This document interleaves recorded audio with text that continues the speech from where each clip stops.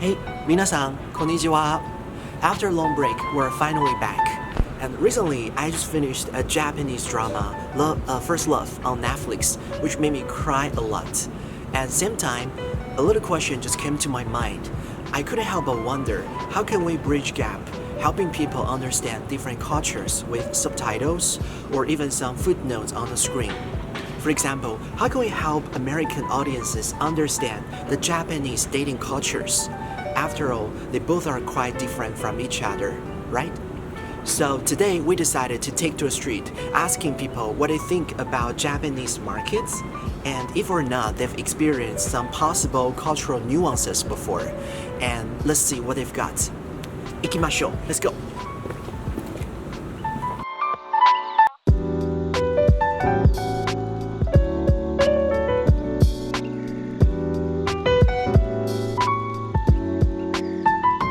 Of course, both. I started watching a lot more anime when I was beginning to learn Japanese, and then it switched to more dramas. So right now I watch more dramas. Some of the more recent things I've seen is Attack on Titan, Sailor Moon, the Pretty Cure series. Actually been too busy with school, so my knowledge of what's really up to date is not up to date.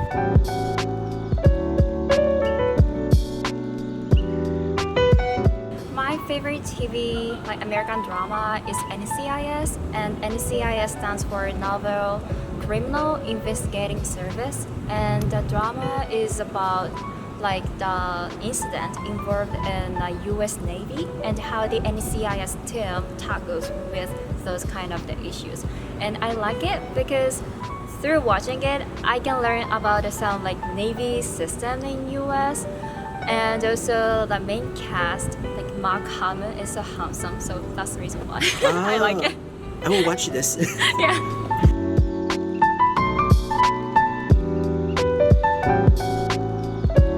Yeah, so at the beginning I didn't know Japanese, so I needed subtitles to understand. And yeah, they were, back then, they were all fan subtitles, like before Netflix and all this other stuff came up, so it was all subtitled by fans. Yes. Well, what I've watched is both a mixture of fan sub and official sub. I personally lean towards fan sub due to the higher quality of work that is put in, such as explaining different cultural backgrounds or the cultural differences that's in shows that the Western audience may not know.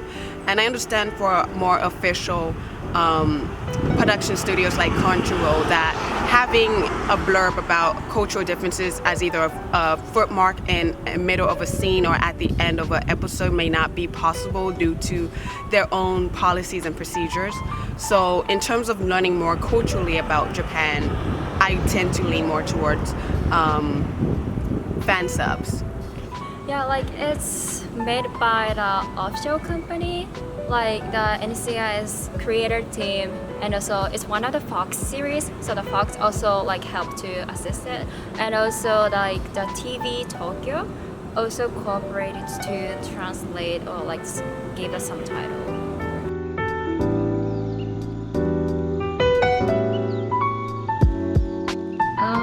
So fans that subtitle are really good at putting like translator notes on the screen, or like if they put it on a blog, they'll explain a lot of the cultural references, so that's really good. So the ones I didn't understand, I wouldn't be able to say because I didn't understand them and I don't remember them. But like when I started learning Japanese, I would pick up some things in the like subtitles missed. Like in Japan, like certain animals represent certain things. Like sometimes a cat means happiness, but if a cat shows up on the screen, there's no like subtitle to explain it, or like they bring good fortune or things like that. Before I learned about Japan and like about Asian culture, I'd be like, oh, what a cute cat, but then it actually means something. So things like that, like animal references. Yeah, one thing I remember from like Naruto, maybe. Naruto. Yeah, they have that crow, that black crow that'll go across the screen and say like, aho, aho. I didn't get that. Yeah. It's like basically calling the character an idiot or it's like an awkward moment. Yeah. But sometimes they don't, if there's no subtitle or anything, you don't know. Oh, so you couldn't understand that? I understood it, but there's no subtitle for that part. Well, one example that really easily comes to mind is actually a very old, I think it came out in the 90s, at least on fan subs anyways. It came out in the 90s. It's a show called Shonen Onmyoji. It's about the grandson of Abeno Shomei, who was, let me see, I have to think of the English version of the word. Shaman, in a way. Abeno Seme was a shaman, and the mythological story behind Abeno Seme is that he is the offspring of a human and a kitsune, a fox spirit. So because of that, he's able to use spiritual powers to exorcise yokai or demons. So Shonen Onmyoji happens during the Edo period of time. So it means this is a historical anime with a lot of supernatural aspects and Shintoism going on. So in terms of knowing so for this show, you need to know Japanese history, Japanese mythological stories and backgrounds, and the Japanese religion, Shintoism and Buddhism. So because this isn't so well known in Western world for Western audiences, the fan sub that I watched took great stride into having these cultural information available in the series, either as a footmark on top of the scene as it happens, or as a footnote at the end of the episode. And I really appreciated that because I really did learn a lot of Japanese history and culture by watching that show. Yeah, there are two examples in my mind. So the first one is because NCIS are strongly related to the American politics. I sometimes could not understand very well the context or the regulations, like unwritten rules in a U.S. Navy. And second one is there is an iconic moment for me. So the main characters sometimes yelled campfire. But every Japanese subtitles and dub in the Japanese, they also have a campfire in katakana. So I didn't get a meaning of it. So when I search the meaning, it shows it describes the short brief meeting that coming together and have a meeting. So without any additional information, it's hard for me to understand the context because a campfire is not so popular in Japan, even a bonfire, because having it in a beach is also prohibited in Japan for the security reason. So it's really unique American culture, even can use as some the expression way in a TV series, not so popular in Japan. So that's hard for me. Yeah.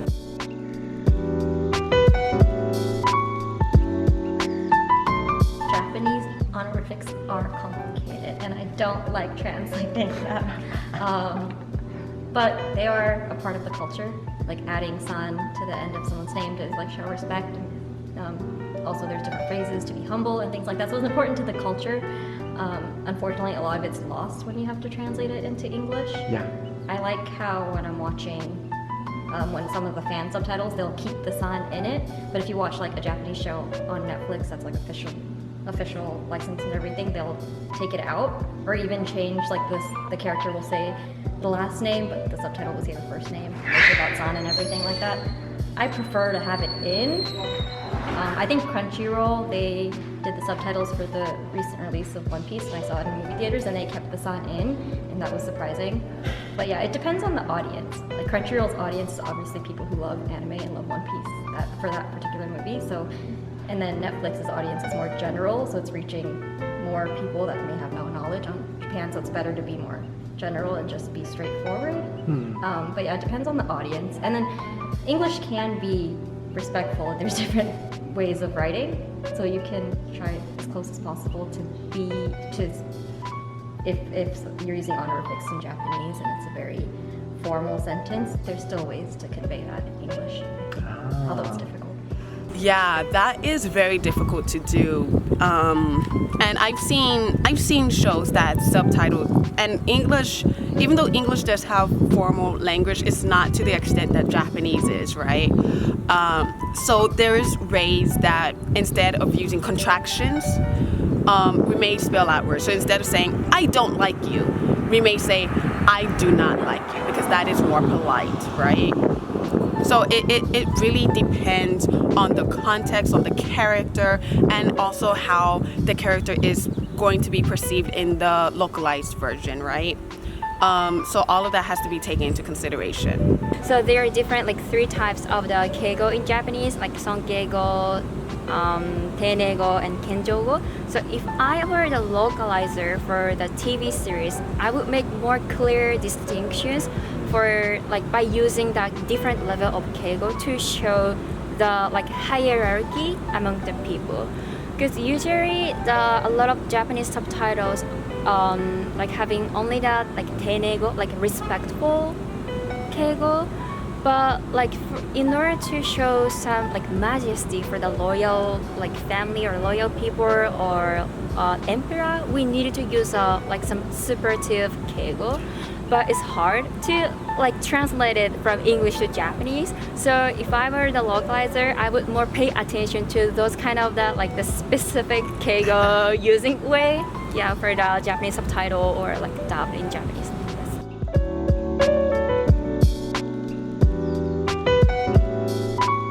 Today we invited like two professionals in localization industry talking about their experience and their special insights into this topic. When you use machine translation, like that's becoming a big thing that a lot of people use in their workflows. When you translate the English into Japanese, the machine will just automatically add the subject with the English because English requires the subject most of the time. So you'll end up with this extra subject in the Japanese that might sound a little bit unnatural because you can just omit it since Japanese usually omits the subject. And that was just translated on a subtitle saying like, hey, let's go to prom. And like, we don't know what prom is in Japan, so that even that was in Japanese, you know, that's literally the translation of let's go to prom, but we don't know what prom is. So that was kind of confusing. But then at the same time, that opened my mind. That lack of like perfect localization could open somebody's door to more interested in the culture. Yeah, that's kind of the hard question for me, even in Japanese. I really feel like the keigo system is really hard. Yeah, Even hard. like my Japanese boyfriend before, I remember like he made phone calls to me, and sometimes he complained about like accidentally used the wrong or inappropriate form. It's probably harder than learning English for me, even the Japanese native speaker. Yeah.